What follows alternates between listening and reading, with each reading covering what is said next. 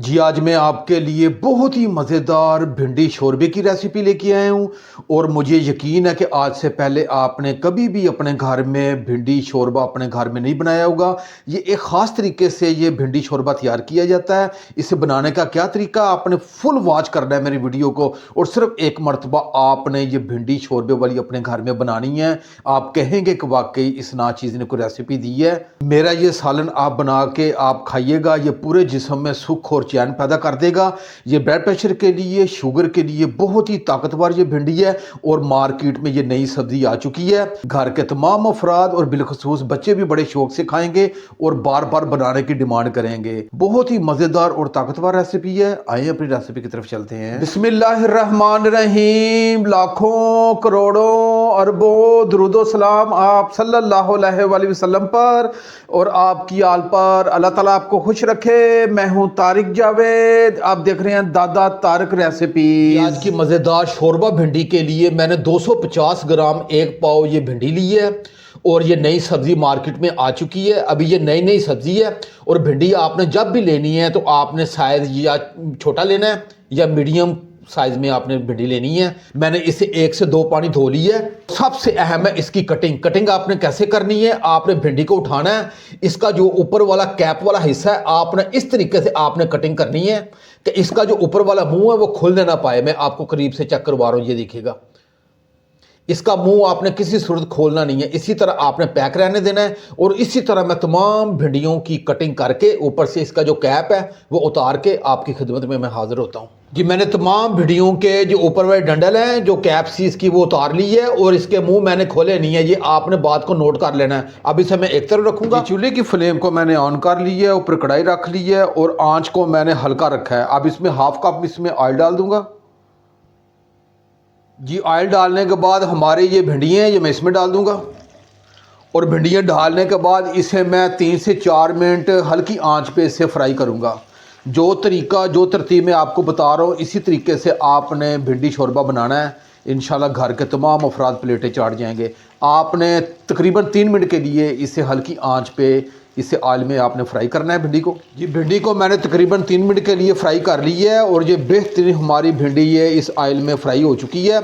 अब ये चूल्हे की फ्लेम को एक मरतबा ये मैं ऑफ़ कर दूंगा और इस भिंडी को मैं अलग प्लेट में निकाल लूँगा। मैंने भिंडियों को फ्राई करके अलग प्लेट में निकाल ली है। अब इसे मैं एक तरफ रखूँगा और कढ़ाई में वही ऑयल है जिसमें हमने भिंडियाँ फ्राई की है। अब मैंने एक अदद ये बड़े साइज़ का ये प्याज था, इसे चॉप काट लिया, ये डाल दूँगा और प्याज़ों को इस ऑयल में अच्छे तरीके से मिक्स करूंगा। उससे हल्का सा मैंने सुनहरा कलर लेके आना है।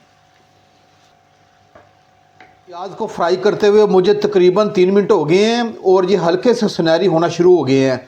अब आपने एक बात को नोट कर लेना है, ये जो मसाले हैं ये आपने किसी सूरत भी सबसे पहले नहीं डालने, क्योंकि प्याज को फ्राई करते हुए हमें तकरीबन 3 से 4 मिनट लग जाएंगे। अगर ये मसाले आप डालेंगे पहले तो ये मसाले जल जाएंगे। ये आपने बात को नोट कर लेना है। मैंने 1 टीस्पून ये ज़ीरा लिया है और 2 अदद मैंने लौंग ली है, एक बड़ी इलायची ली है और एक टुकड़ा मैंने दालचीनी का लिया है, ये मैं डाल दूंगा। और ये डालने के बाद अभी मैंने प्याज को 1 मिनट के लिए फ्राई करना है और साथ ये खड़े मसाले हैं ये भी साथ फ्राई हो जाएंगे। ये आपने तरतीब को ज़हन में रखना है। अक्सर लोग क्या करते हैं, पहले ऑयल में ये मसाले डाल देते हैं फिर प्याज को फ्राई करते हैं, जिससे 4 से 5 मिनट लग जाती है प्याज को फ्राई करते वक्त और ये जो खड़े मसाले हैं ये जल जाते हैं। प्याज़ों को मुझे फ्राई करते हुए तकरीबन 3 से 4 मिनट हो गए हैं और ये बेहतरीन हमारे प्याज ये फ्राई हो चुके हैं और ये हल्के से सुनहरी हो चुके हैं। आपने इससे ज़्यादा आपने इसे फ्राई नहीं करना, इसे जलाना है। अब ये 2 टेबल स्पून अदरक लहसुन का पेस्ट है ये डाल दूँगा और अदरक लहसुन को मैं मिक्स करूँगा और इसे 1 से 1.5 मिनट के लिए फ्राई करूँगा ताकि अदरक लहसुन का जो कच्चापन है ये ख़त्म हो जाए। जी मुझे अदरक लहसुन को 2 मिनट हो गए हैं फ्राई करते वक्त और ये बेहतरीन हमारा अदरक लहसुन फ्राई हो चुका है और इसका जो कच्चापन था वो ख़त्म हो चुका है। अब मैंने 2 अदद ये छोटे साइज़ के ये टमाटर लिए हैं और इन्हें बारीक चॉप काट के ये डाल दूंगा और 2 अदद मैंने हरी मिर्चें ली हैं, इन्हें भी मैंने रफली काट के ये भी डाल दूँगा और इन दोनों चीज़ों को अच्छे तरीके से मिक्स करूँगा। और मिक्स करने के बाद इसे मैं 1 मिनट के लिए फ्राई करूंगा ताकि टमाटरों का जो कच्चापन है ये ख़त्म हो जाए। मसाले जाएंगे वो आपने नोट कर लेने हैं। मैंने 1 टीस्पून ये लाल मिर्च ली है और हाफ़ टीस्पून मैंने नमक लिया है। नमक आप अपने जायके के हिसाब से कम ज़्यादा कर सकते हैं और हाफ़ टीस्पून से थोड़ा सा कम मैंने हल्दी ली है और 1 टीस्पून मैंने धनिया पाउडर लिया है, ये डाल दूँगा। और मसाले डाल के इसे अच्छे तरीके से मिक्स करूँगा जी। मसाले डाल के मैंने अच्छे तरीके से मिक्स कर दी है और मज़ीद 1 मिनट के लिए इस मसाले की भुनाई कर दी है।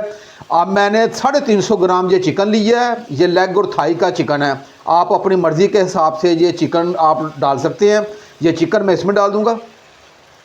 अब ये आंच को मैं तेज़ करूँगा और आंच को तेज़ करते हुए इसमें इसकी 2 से 3 मिनट अच्छे तरीके से भुनाई कर। मैंने मसाले में चिकन की अच्छे तरीके से भुनाई कर ली है और ये बेहतरीन ये भुनाई हो चुकी है। अब मैं चूल्हे की फ्लेम को आहिस्ता कर दूँगा और इसमें आधा गिलास पानी डालूंगा। बिस्मिल्लाह।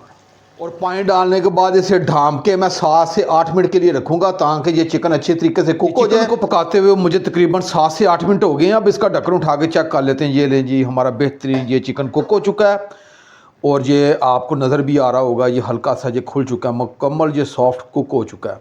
अब ये चम्मच की मदद से एक मरतबा अपने सालन को ये मैं मिक्स करूँगा और मिक्स करने के बाद इसे दम वाली आँच कर दूँगा।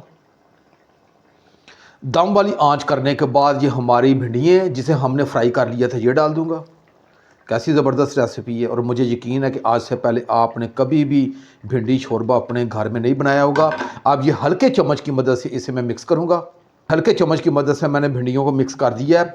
अब इसे दम वाली आंच पे सिर्फ मैंने 3 मिनट के लिए ढाँप के रखना है। उसकी वजह यह है कि जो भिंडियों का बेहतरीन ताकतवर फ्लेवर है वो इस शोरबे में आ जाए और ये ताकतवर हमारा शोरबा बन जाए। अब इसे ढाँप के रखूँगा और ठीक 3 मिनट के बाद इंशाल्लाह मिलते हैं जी। मुझे ढाँप के रखे हुए पूरे 3 मिनट हो गए हैं। अब इसका ढक्कन उठा के चेक कर लेते हैं। ये नहीं, हमारी बेहतरीन शोरबा भिंडी तैयारी के मराहल में आ चुकी है और जो भिंडियाँ इनका फ्लेवर, इनका जायका और इनकी जो ताकतवर चीज़ है वो शोरबे में आ चुकी है।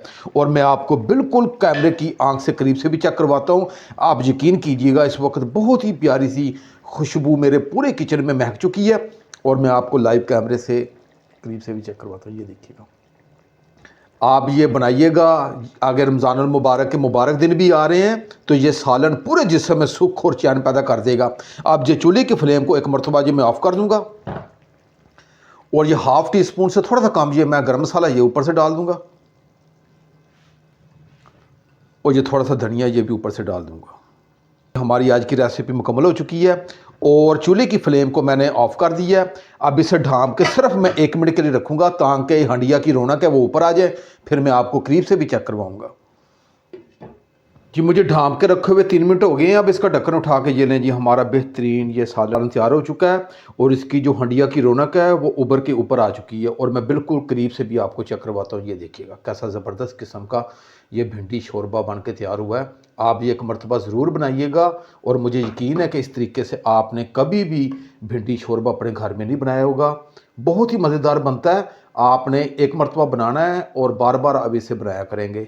अगर ये मेरी रेसिपी आपको अच्छी लगे तो मेरे चैनल को आप ज़रूर सब्सक्राइब कर दिया करें और साथ जो घंटी का बटन है उसे आप लाजमी प्रेस किया करें ताकि मेरी हर नई आने वाली वीडियो आप तक पहुँचती रहे। अब अपने इस नाचीज़ भाई को इजाज़त दें। आपके लिए बहुत सारी दुआएं। अल्लाह ताला आपको खुश रखे। मैं इंशाल्लाह एक नई रेसिपी के साथ हाज़िर हूँगा। अपना बहुत ख्याल रखिएगा। अल्लाह हाफिज़।